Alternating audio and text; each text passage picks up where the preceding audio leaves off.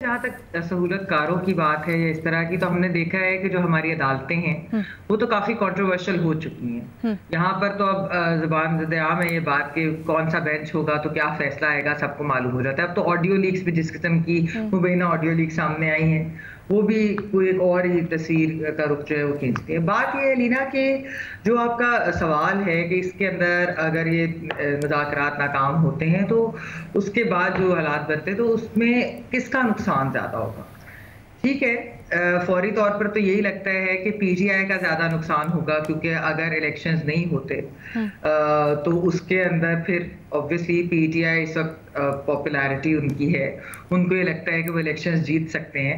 लेकिन मैं साथ साथ ये भी बताती चलूँ कि पीडीएम के अंदर भी जो जमातें हैं, खासतौर पर पीपल्स पार्टी, उनका भी नुकसान होगा अगर इलेक्शंस टाइम पे नहीं होते। यानी मुज़ाकरात की नाकामी क्या इवेंचुअली अक्टूबर के इलेक्शंस को भी आगे लेकर जाएगी। तो ये जो चीज़ है ये उनके लिए भी नुकसानदेह, क्योंकि उनका एक सिंध के अंदर पूरा स्टेक है।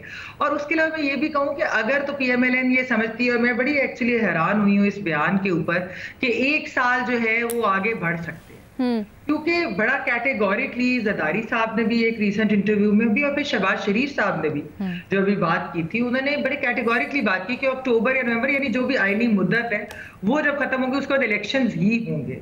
तो ये जो 1 साल वाली बात है ये क्यों की जा रही है? क्योंकि ऐसी तो कोई चीज है नहीं। और 1 साल में भी क्या नून लीग समझती है कि वो तब्दीली ले आएगी? 1 साल तो उनको ऑलरेडी हो गया है, आईएमएफ की डील तो उनसे हो नहीं पा रही डार साहब से। तो आप किसी चीज को अननेचुरली रोक नहीं सकते, क्योंकि उसका नुकसान पूरे मुल्क को होगा, उसका नुकसान हमारे पूरे जमहूरी सिस्टम को होगा। और अगर नून लीग ये समझती है कि उनको इसका नुकसान नहीं होगा तो ये भी गलत है, क्योंकि एक जमात अगर इस तरीके से जो है अनकॉन्स्टिट्यूशनल इलेक्शंस को रोकने की कोशिश करे तो उसका नुकसान होता है। अच्छा, जहां तक मुज़ाकरात की आपने एक बात की थी अलीना, बड़ी इंटरेस्टिंग, कि मुज़ाकरात जो है वो कोई सैबोटाज करने की तो कोशिश नहीं कर रहा। आप ये देखिए अलीना कि अभी जब परवेज इलाही साहब के घर धावा बोला गया और जो उस रात सब कुछ हुआ, उससे अगले रोज जो है हफ्ते के रोज इसहाक डार साहब की तरफ से बयान आते हैं, जो शाहमूद कुरैशी साहब ने बताया कि उनकी बात भी हुई है और उसमें वो मजम्मत करते हैं, वो बगैर किसी इफ्स एंड बट्स के उस जो चीजें हुई थी परवेज इलाही साहब के घर, उसकी मजम्मत उन्होंने की और उन्होंने कहा कि हमारा कोई लेना देना नहीं है, यानी पीडीएम की जमात का और ये हुकूमत का और ये पंजाब गवर्नमेंट। बेसिकली अगर आप पंजाब केयर टेकर गवर्नमेंट की बात करें तो हमें भी मालूम है कि फिर किनकी तरफ इशारा जाता है। तो ये जो सैबोटाज करने की बात है, ये बातें हो रही हैं, ये पीडीएम में भी हो रही हैं, ये पीटीआई में भी हो रही हैं कि ये मुज़ाकरात को सैबोटाज करने की एक कोशिश थी बहुत बड़ी, जो परवेज इलाही साहब के घर पे जिस तरीके से दावा बोला गया। इस कोशिश से हासिल क्या होगा मेमन? अलीना, मिसट्रस्ट है ना दोनों साइड्स पे।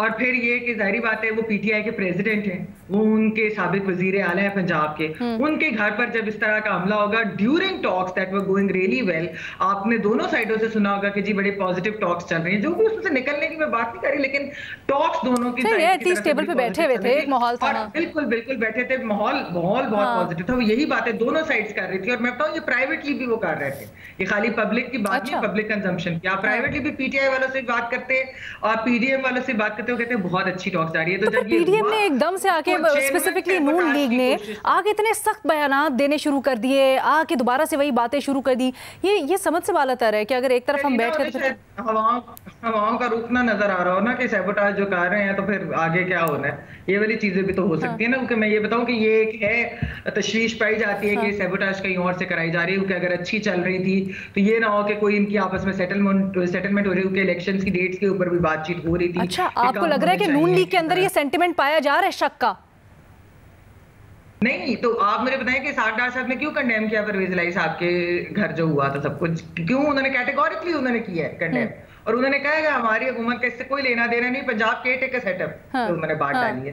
पंजाब केयर टेकर सेटअप के ताने बाने जो है वो फिर एंड पे वो किस तरह इशारे